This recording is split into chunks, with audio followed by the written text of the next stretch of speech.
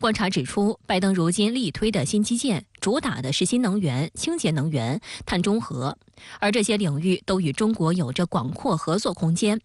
遗憾的是，在美国国会施压下，美国政府对华政策逐渐走偏，一味渲染所谓中国威胁，以各种借口持续打压中国企业，阻断中美互利合作。近年来，美国屡屡对中国光伏企业下手，从宣布对中国输美太阳能电池板展开反倾销和反补贴双反调查，再到将中国光伏组件生产企业列入黑名单，手段层出不穷。然而，对于急于实现能源低碳转型的美国来说，对华的种种举措无异于自损800。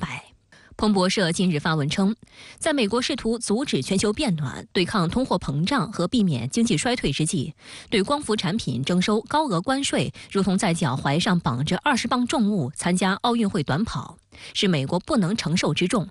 美国的太阳能成本是世界上最高的，这很大程度上正是美国的关税政策所致。关税非但没有帮助美国制造业，反而只会减缓能源转型，并损害美国经济。美国总统拜登日前在缅因州参加竞选筹款活动时老调重弹，称美国在基建方面排名世界第13，落后于中国。近年来不断在公开场合鼓噪中美基建竞争，反映拜登政府怎样的焦虑心态。由拜登一手推出的1万亿美金基建计划落地近2年，为何进展不佳？来看报道。今年4月，拜登宣布将竞选连任下一届美国总统。29号，他到访缅因州的多座城市，出席多场竞选筹款活动。他向当地民众介绍了他上台以后在内政和外交方面取得的进展。然而，美媒报道此事的焦点之一是，拜登此行数次提及美国的基础设施建设，并与中国对标，声称要与中国竞争。We used to be rated to have the number 1 best infrastructure in the world. Now we're number 13. China used to be beyond 13, and now they're number 2 or 3. What's going on here? How can you have the best economy in the world and the 13th ranked infrastructure? 缅因州当地电视台直接以拜登称美国基建落后中国，何以引领世界为题进行报道，并提到在基建制造业领域赶超中国是拜登政府任内多次提到的承诺。就在前一天，拜登还签署了一项旨在促进美国国内制造业发展的行政令。美国国会山报则提及，这并非拜登首次在公开场合对比中美基建。去年4月，他在北卡罗来纳州格林斯伯罗市发表讲话时，就通过对比美中2国的机场来鼓噪，如果美国不升级基础设施，就无法与中国展开竞争。If I came into O'Hare Airport blindfold in the middle of the night and took you into one of China's airports blindfold in the middle of the night, you'd probably think the Chinese airport was ours. It's so modern, so different. 中国国际问题研究院美国研究所副所长张腾军向深圳卫视表示，缅因州作为拜登2024年竞选连任的一个必争之地，在这里重提中美基建竞争，正是希望利用中国这一外部竞争对手来刺激当地选民对拜登执政议程以及未来竞选议程的支持。未来也有可能代表民主党去共和党进行竞争，他势必要拿出一些杀手锏，而他所谓的杀手锏就是在基础设施建设、在国内投资等一系列领域，拜登能够体现出他的政绩，能够拿出一些切实的、能让选民看得到的这样一些成果，从而能够吸引民主党的基本盘，包括来自中间选民的支持。所以，他要不断地借助中国这样一个外部对手，来刺激美国国内的舆论，从而能够凝聚国内的共识，为拜登进一步在他相关的基础设施建设的投资这个重大的这个方案前面凝聚起足够多的共识。拜登上台初期曾推出美国自2战后最为雄心勃勃的基础设施投资计划。根据2021年3月他公布的内容，拜登基建总投资额高达2.3万亿美元。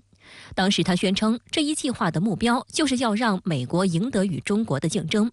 但在国会的几轮博弈之后，最终的版本缩水一半至1.2万亿美元。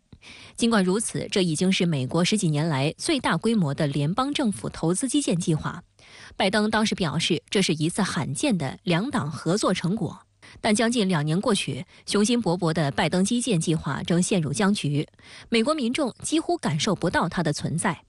英国金融时报指出，这背后的原因是美国的基建行业早在几十年前就已经萎缩，目前面临高度依赖工程外包的局面。由于资本觉得成本高，劳动者又认为太辛苦，大量美国人也不选择进入基建行业。即使拜登基建成功落地，面临的第一个难题就是严重的用工荒。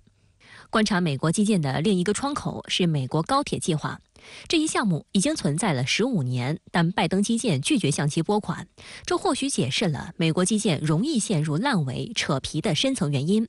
美国消费者新闻与商业频道近期对加州高铁建设情况进行探访，但令人震惊的是，实际上这个从2008年就开始由小布什总统敲定的项目，至今仍然没什么大的进展。项目负责人直言，由于美国此前从未修建过高铁，很难找到具备必要技能的工人，培训劳动力花费了相当长的时间和成本。此外，美国格外严格的环境审查程序和两党恶性竞争也严重放缓了建设速度。The support has been weak coming out of Washington.The bipartisan infrastructure bill passed in 2021 did allocate $66 billion to rail, which was the largest investment in passenger rail since the creation of Amtrak.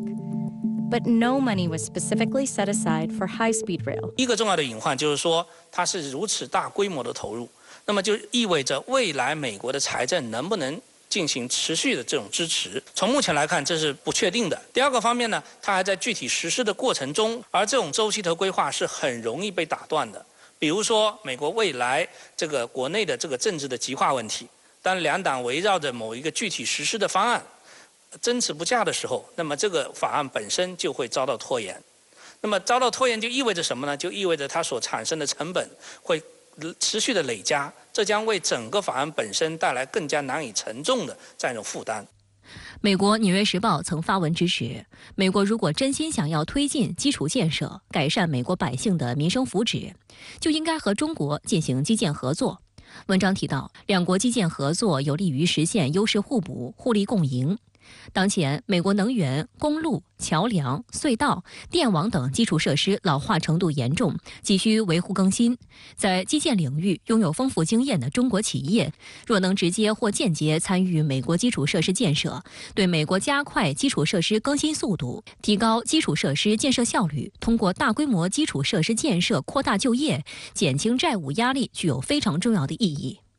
《纽约时报》提及，目前较为成功的中美基建合作案例之一是中国中车投入美国几大主要城市的城市轨道建设。2019年8月，波士顿地铁正式开始运营由中车在美国生产的首批地铁车辆，成功替代当地地铁城线已经服役40年以上的老爷车。